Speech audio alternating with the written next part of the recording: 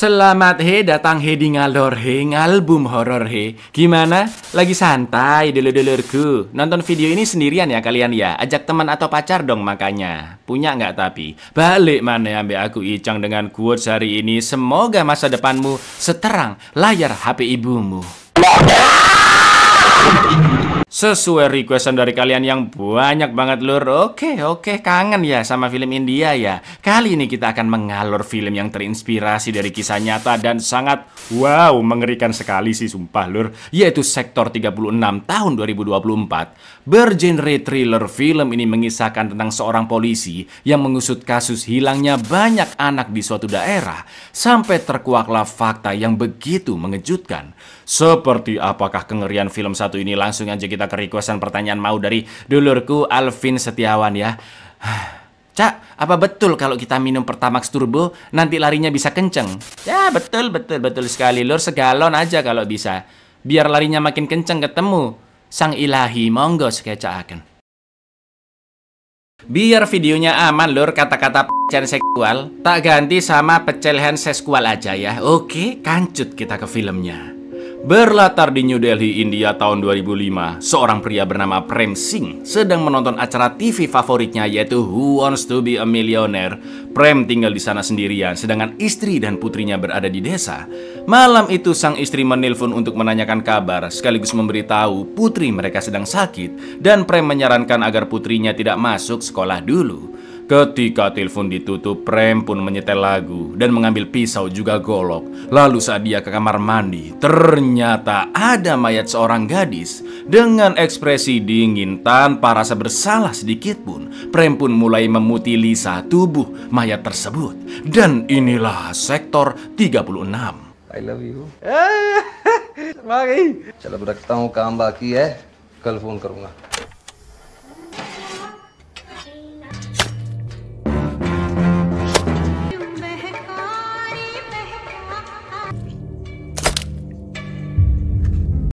Film pun beralih ke seorang subinspektur bernama Ram Charan Pandey yang bekerja di Polsek Rajiv yang berlokasi di distrik Sahdara, New Delhi. Pandey memiliki istri juga seorang putri yang begitu dia sayangi. Dan Pandey selalu mengingat ucapan ayahnya tentang teori hukum gerak ketiga dari Isaac Newton, bahwa setiap aksi selalu ada reaksi yang sama besar dan berlawanan arah. Misal lur, kamu makan pasti kenyang dong ya kan? Kamu menghabiskan waktu dengan orang-orang tersayang pasti merasa bahagia dan damai. Aksi reaksi ya kan? Begitu pula dengan para penguasa dan pemimpin yang menggunakan teori aksi reaksi dengan sebutan sistem. Tahulah lur, korupsi, sogok menyogok, gratifikasi, dan lain-lain. Maka dari itu Pandey memilih untuk tidak menentang sistem daripada dia menjadi korban para penguasa. Bak seekor kecoa yang bekerja sekeras apapun, sejujur apapun, namun kemenangan akan selalu berpihak pada sepatu. Bahkan hari itu seorang ayah yang melaporkan putrinya telah menghilang malah disalahkan oleh Pandey karena dia lalai menjaga putrinya. Pandey juga mengatakan bahwa kasus anak hilang sudah sangat sering terjadi di sekitar sana selama bertahun-tahun. Pandey pun beralasan jika anak-anak itu sebenarnya sudah ditemukan, namun mereka malah kabur lagi. Dan Pandey yakin putri si bapak juga akan kembali dengan sendirinya. Untuk menenangkannya, Pandey pun basa-basi akan melakukan pencarian putrinya, lalu memberikannya sejumlah uang, juga memintanya menempelkan poster sang putri di sana, dan terlihat puluhan kasus lainnya yang tidak pernah terselesaikan. आपने लापरवाही की बेटी का है वो. Action reaction. हम उनको ढूंढ के लाते हैं, फिर ढूंढ के लाता हूँ, फिर भाग जाते हैं. यार देखो यार, राजीव कैन से ये कार्यक्रम तो सालों से चल रहा है. बर्थडे है ना उसका. नहीं ठीक है. Sementara itu di perkampungan kumuh, anak-anak desa sedang bermain kriket dan salah satu bocil bernama Ali disuruh mengambil bola yang jatuh ke got. Namun betapa terkejutnya dia karena menemukan seonggok tangan manusia yang sudah terpotong dan segera melaporkannya ke polisi. Pandey dan anak buahnya pun datang, namun lagi-lagi Pandey tidak bersungguh-sungguh menyelidikinya. Dia mengatakan jika tidak ada laporan anak yang kehilangan tangannya dan beralasan jika sampah-sampah di got tersebut berasal dari tempat yang sangat jauh. Sebagai ucapan terima kasih, Pandey pun memberikan uang ke Ali karena telah sigap melapor ke polisi dan menganggap tangan itu hanyalah tangan monyet supaya nggak gaduh orang-orang sekitar sana ya ngelur. Saat itu Pandey juga sempat melihat rumah besar tepat di sebelah perkampungan itu yang berlokasi di area sektor 36 milik seorang pebisnis besar yaitu Basi. Di lain sisi ternyata Prem sedang melihat kerumunan di sana sambil tersenyum dari pecahan jendela rumah Basi. Karena usut punya usut, Lur, Basi adalah majikannya Prem. Dia tinggal di luar kota yaitu Karnal dan jarang mengunjungi rumahnya di sana. Sedangkan Prem yang seorang pembantu ditugaskan menjaga dan membersihkan rumah tersebut. झिलमिल से आ रही है काल हाथ कहाँ का और मिला कहाँ पे मिलो बेटा का परिचय दिया है सब लोग तालियां बजाएं इसके लिए ये घर किसका ये करनाल के बिजनेसमैन बस्ती साहब Malam harinya saat nonton Who Wants to Be a Millionaire, Ali disuruh bapaknya beli telur bebek ke warung Cak Suprat. Namun saat OTW ke sana, tiba-tiba Ali dipanggil oleh Prem di gang sepi dan diiming-imingi untuk diberikan coklat. Jelas Ali adalah korban selanjutnya ya kan. Dia langsung dibius dan disekap di rumah Basi.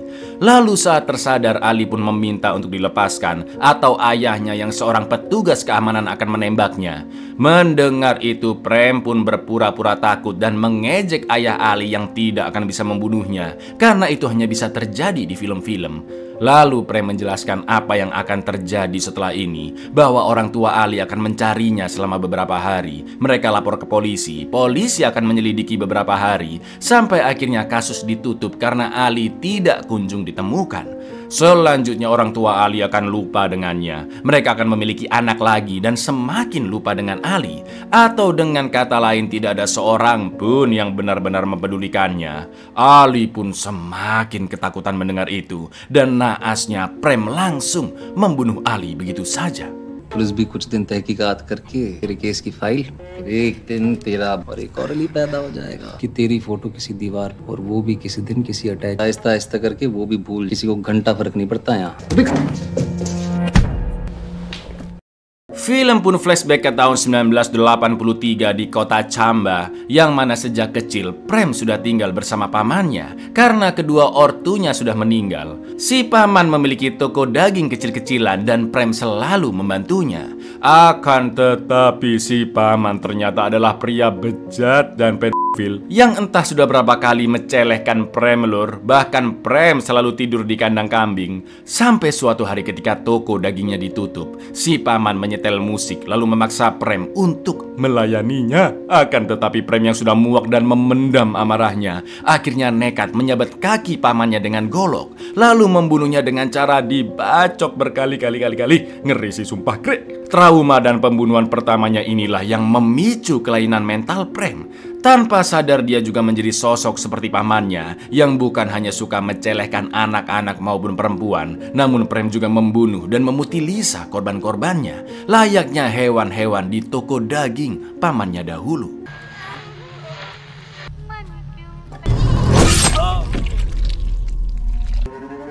ये ले तेरी मामा सेवा. Kembali ke masa sekarang, Prem menemui temannya yang seorang supir ambulans bernama Chote dan sempat curhat tentang kuis Who Wants to Be a Millionaire yang dianggap selalu mengundang orang-orang bodoh saja. Prem sering menghubungi pihak manajemen kuis untuk menjadi peserta, namun dia tidak pernah diundang. Padahal Prem yakin akan mendapatkan 5 juta rupiah minimal jika menjadi pesertanya. Lalu Prem memberikan beberapa organ tubuh Ali kepada Chote karena ternyata Chote bertugas mengirimkan organ manusia dan bayaran Prem akan diberikan minggu depan. Setelah itu Prem membersihkan bekas-bekas darah Ali ke kloset, membuang organ-organnya yang tidak bisa dijual ke got-got berbeda dan juga ada yang dikubur. Lalu Prem mengganti foto keluarganya di rumah itu dengan foto keluarga majikannya Basi karena esok hari Basi akan datang ke sana. Dari sini kita bisa menyimpulkan, Lur, bahwa Prem juga terobsesi menjadi orang kaya. कितने घंटे हुए? माल है sir try कर चल चूतिया साला घंटे.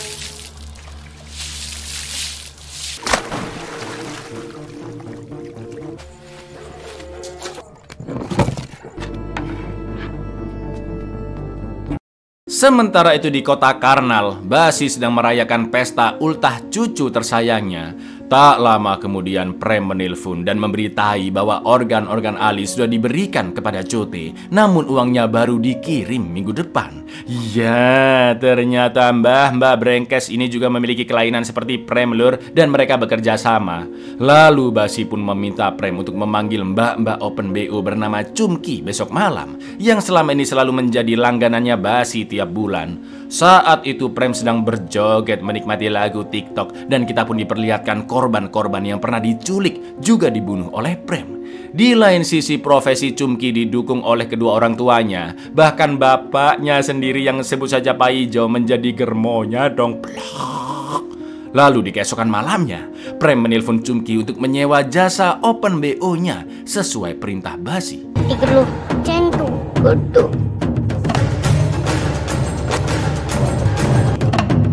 Saroj, Mumpi, Ali. 4 hari kemudian, Pandey sekeluarga mendatangi gelaran pentas seni dan Pandey menjadi salah satu pemainnya. Di saat yang sama, Prem juga berada di sana untuk mencari korban, sedangkan rekannya Chote sudah menunggu di mobil ambulans dan bersiap membawa Prem kabur setelah mendapatkan korbannya.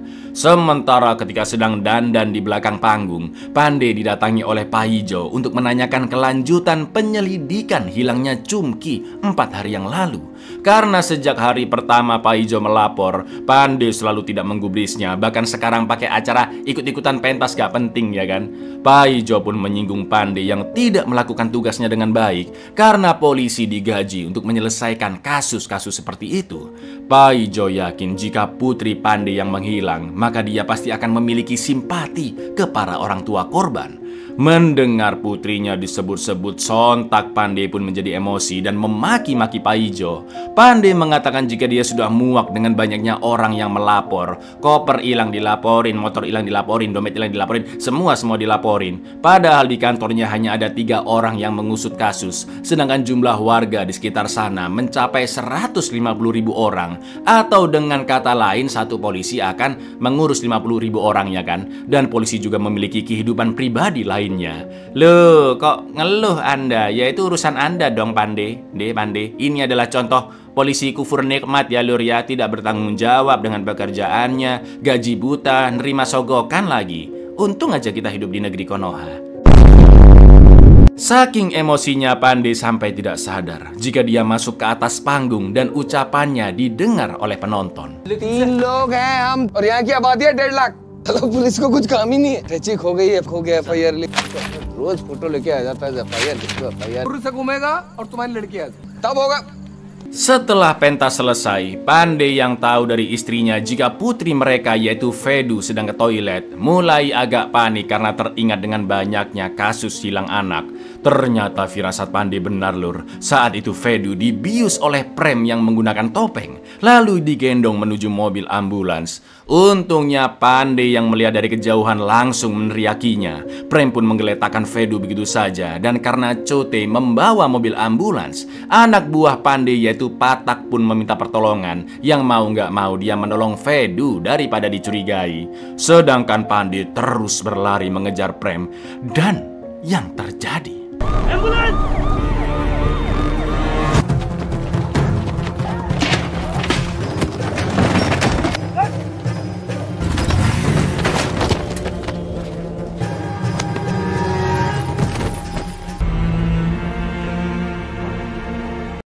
karena insiden Fedu yang hampir diculik, kini Pandey mengerti bagaimana rasanya seorang ayah kehilangan anaknya. Di rumah sakit, Fedu sudah siuman, namun istrinya marah-marah karena Pandey tidak bisa melindungi putri mereka, dan Pandey harus menemukan siapakah pria tadi. Malam itu juga Pandey pun mendatangi Pak Ijo dan memintanya untuk membuat laporan ke kantor polisi besok agar kasus hilangnya Cumki bisa segera diproses. Esok harinya di lain tempat, anak dari keluarga kaya raya bernama Vivan diculik oleh 2 pria saat akan masuk ke bis sekolahnya. Kasus hilangnya Vivan pun menjadi perhatian publik dan pimpinan polisi tertinggi di distrik Sahdara New Delhi yaitu Jawahar Rastogi mengadakan konferensi pers bahwa tim kepolisian sedang melakukan pencarian ke seluruh negeri lur. Giliran anak orang kaya aja ya kan dibantuin. Fulus dan koneksi berbicara memang ya. kidnapped Vivant Rehan and we have launched a statewide. Sementara itu di Polsek, dari penuturan Pak Ijo, Pandey menulis ciri-ciri pakaian terakhir Chumki dan kronologi apa yang dilakukannya sebelum menghilang. Di mana malam itu Chumki naik bajai langganannya dan turun di rumah milik Pak Basi. Gak pakai lama saat itu juga Pandey pun datang ke sana dan disambut oleh Prem yang tentunya ingat dengan wajah Pandey. Namun Pandey tidak tahu Prem adalah pria di balik topeng yang berusaha menculik Vedu semalam. Lalu ketika bertemu dengan Basi dan akan menjelaskan tentang hilangnya gadis bernama Chumki, penjelasan Pandey dipotong karena Basi sedang nonton konferensi dari Jawahar sambil mengatakan jika Jawahar adalah sahabat baiknya. Begitu pula dengan Menteri Dalam Negeri India yang juga sahabat baiknya. Jelas polisi kacrut kayak Pandey mulai jiper karena ingat kan dia memilih untuk masuk ke dalam sistem daripada menentang para penguasa lur. Basi menjelaskan jika pembantunya Prem sudah memberitahu Pak Ijo bahwa Chumki tidak datang ke rumahnya di malam saat dia menghilang. Lagi pula Basi jarang berada di rumah itu dan kalaupun mampir hanya menginap selama beberapa hari saja. Home minister Yadav साहब का बेटा वो भी हमारे ही साथ था। आपके बॉस और मैं एक ही हॉस्टल में ट्रैवल करना पड़ता है काम के सिलसिले। तो शादरा में हार्डली मेरे नौकर प्रेम ने मिस्टर की चुमकी हमारे यहाँ। Lalu tiba-tiba Pak Ijo pun datang meneriaki Basi sebagai penculik dan pemerkaos putrinya. Namun Basi langsung memaki-maki Pak Ijo yang berani menghina dirinya. Basi juga mengatakan bahwa Pak Ijo sendirilah yang menjual putrinya dan selama ini dia membantu keluarga Pak Ijo dengan memberikan 30.000 rupiah setiap bulannya. Mendengar itu Pandey pun terkejut karena baru mengetahui kebusukan Pak Ijo yang tega menjual putrinya sendiri. Setelah Pak Ijo diusir, Basi pun langsung menelpon Jawahar dan memberitahu bahwa ada inspektur bodoh bernama Pandey yang telah mengganggu sarapannya.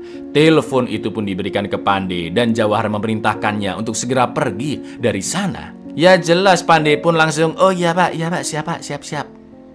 Shithead called Inspector Pandey. Maybe have my breakfast. Okay sir, ठीक है। Sebelum Pandey pergi, Prem yang mengantarkannya pun sempat mengatakan bahwa dia juga khawatir dengan kondisi putrinya di kampung dan meminta Pandey untuk menjaga putrinya baik-baik karena di dunia ini sudah banyak manusia berperilaku seperti setan. Dari sana Pandey pergi ke kantor polisi pusat distrik Sahdara karena dipanggil oleh atasannya Jawahar. Gampangnya dia ini Kapolres aja lah lur ya. Pandey menjelaskan bahwa Chumki terakhir kali terlihat di rumah Basi dan kedatangannya tadi adalah karena dia sedang melakukan investigasi. Namun Jawahar mengatakan jika semua polisi sibuk memecahkan kasus Vivan, tapi Pandey malah sibuk dengan hilangnya Chumki yang seorang mbak-mbak open BO juga menginvestigasi Basi yang tidak bersalah. Lagi pula Jawahar yakin anak-anak di perkampungan kumuh bukan menghilang, melainkan dijual oleh ortu mereka seperti Chumki karena mereka butuh uang. Dengan tegas Jawahar mengingatkan agar Pandey menghentikan kasus hilangnya anak-anak di perkampungan kumuh dan fokus pada kasus-kasus produktif, yaitu hilangnya Vivan, si anak orang kaya yang sudah pasti diculik dan seluruh warga India mengikuti kasus tersebut. Brengkesnya Lur Jawahar mengatakan bahwa kasus seperti Vivan lah yang membuat karir mereka cepat naik. Pandey juga diancam akan dipecat jika dia masih berani mengusik Basi. हम सब ये विवांत रेहान केस में उलझे हुए हैं, उसे क्रैक कर लापता नहीं होते, ये बेचते हैं इन्हें। विवांत रेहान का केस ऐसे केसेस से ही बनती है पांडे। मेरे लिए लॉयल रहोगे तो खूब आगे जाओगे।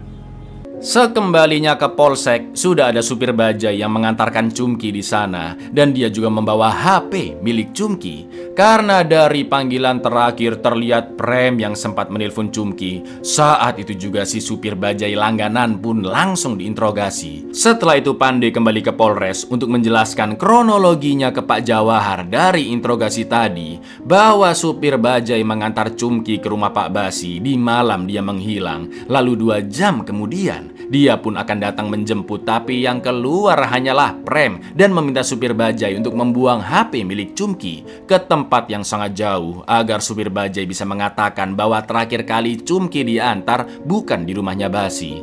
Akan tetapi supir bajai malah mencolong HP-nya Chumki, bahkan SIM card-nya masih belum diganti dan terbukti bahwa Prem pasti berkaitan dengan hilangnya Chumki. Mendengar itu nggak pakai basa-basi, Jawahar langsung mengskors Pandey selama beberapa minggu karena tidak mau menuruti perintahnya, yaitu tidak mengusik Basi. Meski Prem nanti ditangkap, namun majikannya Basi pasti akan ikut terseret. Pandey pun hanya bisa pasrah dan meninggalkan perlengkapan kepolisiannya di meja kantor.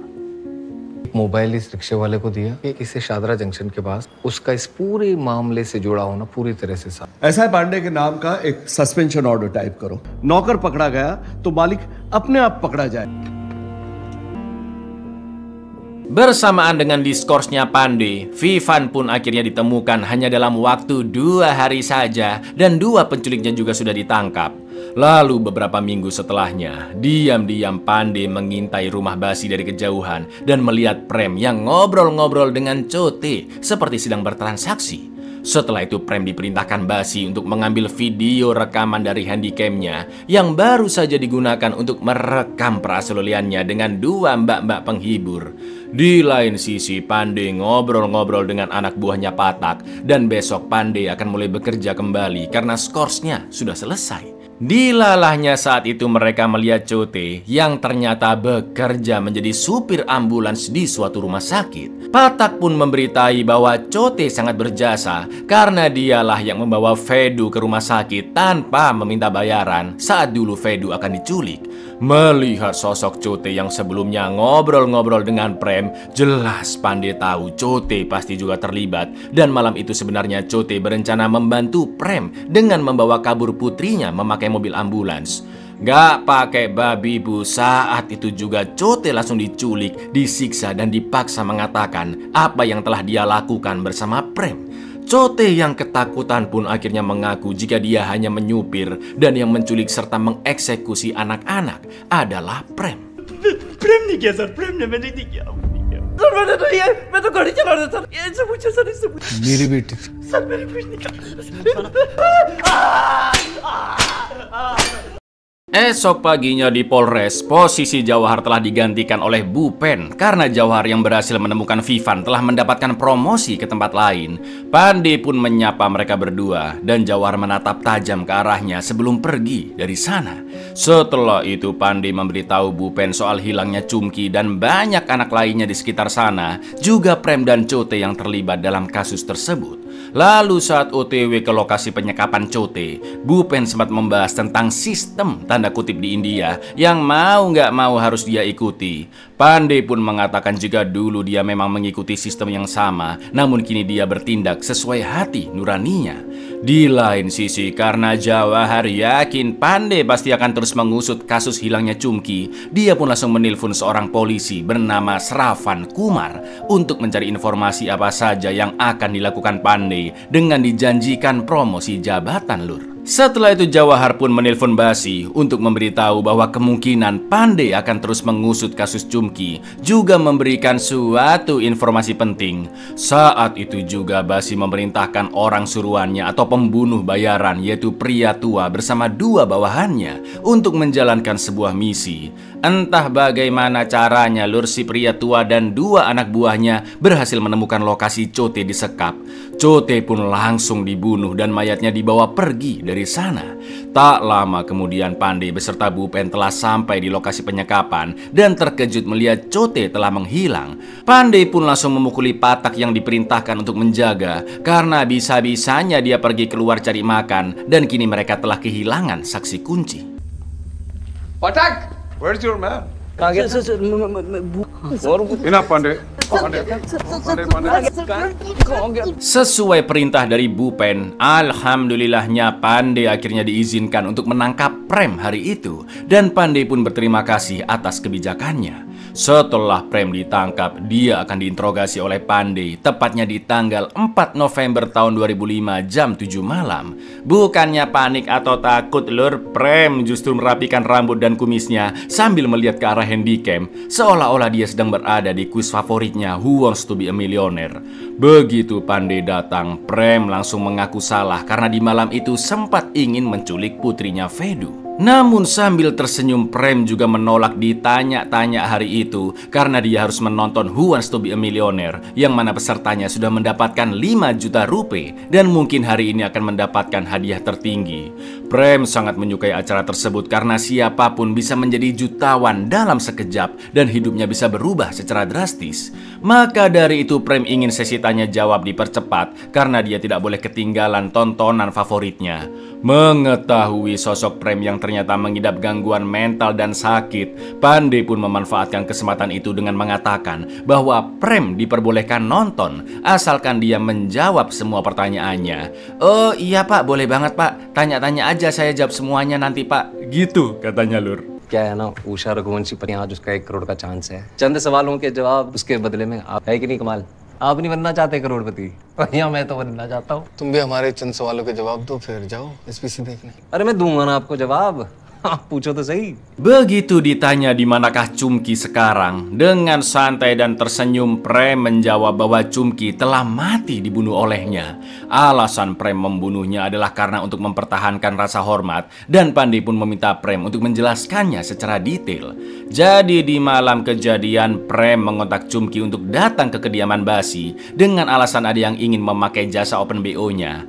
Tujuan Prem melakukan itu karena dia sangat mencintai Chumki dan menganggap Chumki juga menyukainya Lur.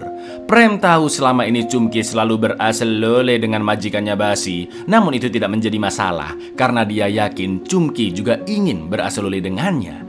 Saat itu Chumki pun menertawakan Prem, juga menghinanya sebagai seorang pembantu yang miskin dan tidak sadar akan statusnya. Bahkan Prem disuruh berasal oleh dengan bokongnya sendiri. Sontak Prem pun emosi karena harga dirinya diinjak dan dia pun jadi teringat trauma kelamnya yang diperlakukan sangat mengerikan oleh pamannya.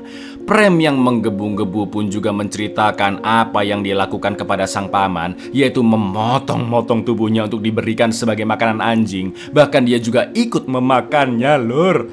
Maka dari itu Prem tidak terima dengan penghinaan Chumki. Dia langsung mencekiknya dengan kain sari yang dikenakan Chumki selama 5-7 menit. Tidak sampai di sana, sambil tertawa Prem mengatakan bahwa dia juga berasal lole dengan mayat Chumki.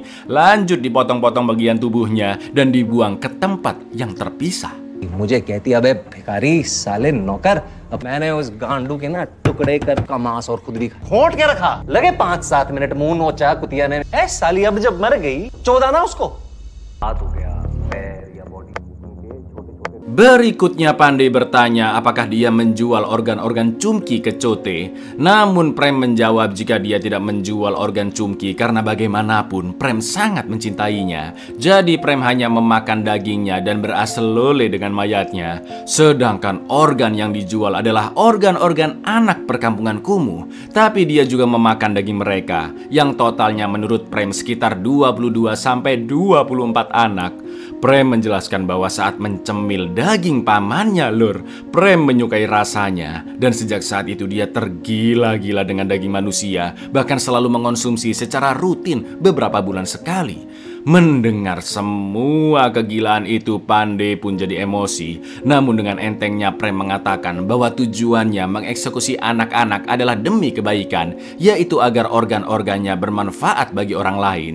Karena faktanya anak-anak itu tidak pernah dipedulikan, tidak pernah punya kesempatan menjadi orang besar, dan masa depannya pasti akan suram. Maka dari itu Prem beranggapan bahwa apa yang dilakukannya semata-mata untuk menyelamatkan anak-anak tersebut. Allahu Akbar, memang ya, jauhkan kami semua dari orang-orang seperti ini ya Allah. Setelah itu Bupen bertanya apakah majikannya Basi terlibat dalam semua hal itu. Namun Prem enggan untuk menjawabnya.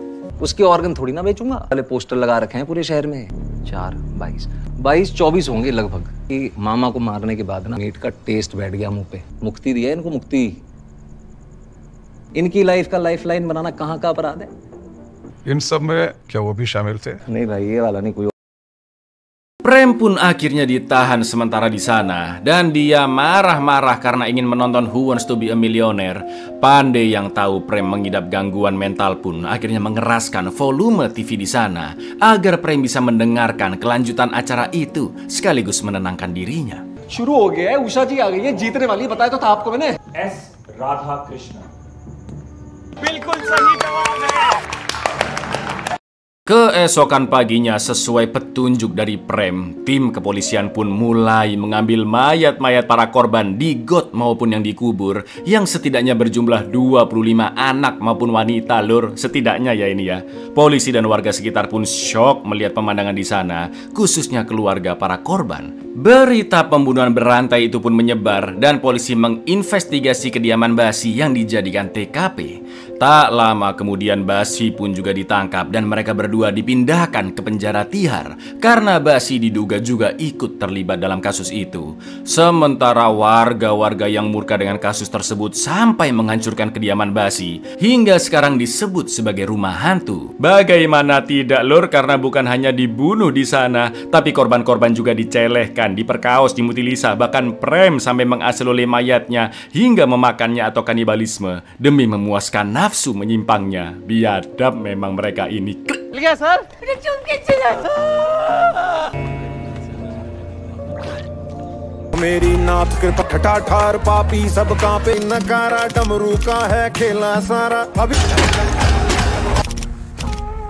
Sebagai sahabat dekat, Pak Menteri Dalam Negeri meminta bantuan kenalannya untuk membebaskan Basi. Sedangkan Pandey yang berani menentang atasannya akhirnya diberhentikan dari kepolisian. Di lain sisi, Bhupen secara resmi dilantik menjadi Kapolres Sahdara, menggantikan Jawahar yang kini sudah menjabat sebagai Ketua Tim Badan Intelijen India. Brengkesnya Jawahar yang juga sama busuknya berusaha meyakinkan publik India dengan mengatakan di depan media bahwa hanya Prem lah tersangka utama dari kasus ini karena tuduhan terhadap Basi tidak memiliki alasan dan bukti kuat. Maka dari itu Jawahar dan badan intelijennya sudah mengajukan dakwaan baru ke pengadilan terkait kasus tersebut. Setelah mendengar ucapan Jawahar di berita, Pandey pun menelpon Bhupen untuk meminta izin menemui Prem. देखिए अब तक की जांच पड़ताल में उसके रूप में उभर के आ रहे हैं. सर क्या मैं प्रेम से मिल सकता हूँ? Lalu di keesokan harinya saat bertemu, Pandey bertanya apakah istri dan anak Prem sudah mengetahui kabarnya. Prem mengatakan bahwa keluarganya tinggal di desa terpencil yang sering terjadi pemadaman listrik, nggak ada jalan raya, dan bulan lalu menara jaringan telepon di sana juga roboh karena badai, dan mungkin saja mereka sudah mengetahui kabarnya dari berita.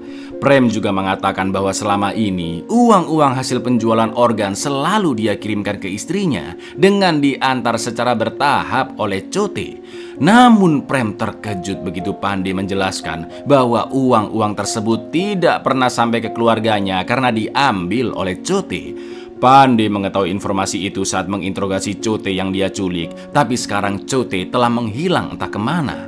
Sontak Prem pun panik dan ingin pulang ke rumah untuk memastikan uang itu sampai ke istrinya, dan dia yakin Basi akan membantunya bebas dari sana. Akan tetapi Pandey menjelaskan bahwa Basi tidak pernah mempedulikannya sedikit pun. Bahkan Basi mengatakan di pengadilan jika Premlah satu-satunya tersangka dari kasus ini. Maka dari itu Pandey meminta Prem untuk mengakui apakah Basi benar-benar terlibat dengan semua ini. Yang pada akhirnya Prem memberitahu tentang kaset dengan judul lagu-lagu sepanjang masa yang telah dia kirimkan ke istrinya, dan Pandey bisa mengetahui apa yang telah diperbuat majikannya dari kaset tersebut. तुम्हारे पैसे? अरे झूठ बोल रहे हो, पता है मुझे. मेरे को घर जाना है, मेरे बीवी बच्चे अकेले हैं, मुझे जाना पड़ेगा उनके पास. अबे अब तो बोल दे चूतिया. वो कह रहा है इसने करा है सब. वो कह रहा है मैं तो बाहर रहता था बिजनेस ट्रिप पे. इन्वॉल्व है ना बस्सी? हेलो, किधर थे किधर? इन्वॉल्व है ना? सदा बाहर तरह में. Malam itu juga Pandey akan OTW naik bis untuk menemui istrinya Prem, dan dia menyuruh anak buahnya Patak untuk mengantarkan laptop. Karena tahu Pandey masih mengusut kasus Basi dan Prem, Patak pun menyarankan mantan bosnya itu untuk berhati-hati karena dia bisa terlibat masalah besar. Singkat cerita, setelah menempuh perjalanan jauh dan numpang kendaraan para petani di sana, sampailah Pandey di kediaman istri Prem dan langsung meminta kaset lagu-lagu sepanjang masa. Lalu ketika kaset tersebut disetel, betapa terkejutnya Pandey karena isinya adalah video-video rekaman Basi yang memperkaos korban-korban Prem sebelum dieksekusi. Setelah itu sang istri pun bertanya apakah Prem benar-benar melakukan semua kejahatan itu, dan untuk menenangkannya, Pandey hanya mengatakan bahwa pengadilan masih mengusut kasus tersebut. पर ऐसा तो कोई इंसान नहीं कर सकता. ये मामला अभी कोर्ट में है, अभी कुछ कहना मुश्किल है। Dari sana Pandey menunggu angkot Cibaduyut 01 di jalanan. Namun karena tidak kunjung datang, Pandey pun numpang mobil yang kebetulan lewat. Tanpa dia sadari, ternyata mobil itu lur dikendarai oleh si pria tua bersama dua anak buahnya. Sesuai perintah dari Jawahar, naasnya Pandey pun dibunuh dengan sangat brutal. Dan kaset lagu-lagu sepanjang masa juga dihancurkan untuk menghilangkan bukti keterlibatan Basi.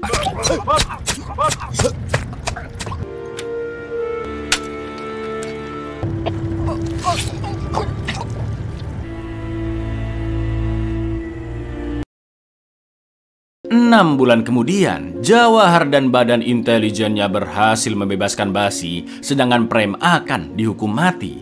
Di lain sisi, Patak telah menggantikan posisi Pandey dan ya, terlihat nama lengkap Patak di mejanya, yaitu Sravan Kumar Pandey, yang mana artinya dialah lur informan Jawahar yang mau membantu memberikan informasi tentang Pandey karena diiming-imingi promosi jabatan. Bahkan sekarang dia bersikap sangat arogan ke teman sekaligus rekan kerjanya sendiri, yaitu Bisnoy. Kini terlihat poster Pandey yang dipajang di kantor polisi karena dia telah menghilang. Lalu di akhir film, Bisnoy yang sedang berada di rumahnya melihat berita di koran tentang pria tua beserta dua anak buahnya yang berhasil kabur dari penjara secara misterius dan mereka diduga terlibat dalam hilangnya Pandey. Tak lama kemudian paket pun datang ke rumahnya dan ketika Bisnoy membukanya, ternyata isinya adalah kaset dengan judul lebih banyak lagu-lagu sepanjang masa. Kemungkinan besar yang mengirimkannya adalah istri Prem karena dia ingin keadilan ditegakkan di India. Itu pun kalau bisa lur. चाय और छोले कुलचे का इंतजाम करो। चलो काम पे लगो। हाँ सर। मेतरानी को फिनाइल से पोछा लगाने के लिए कहो। कितनी बार कहा है?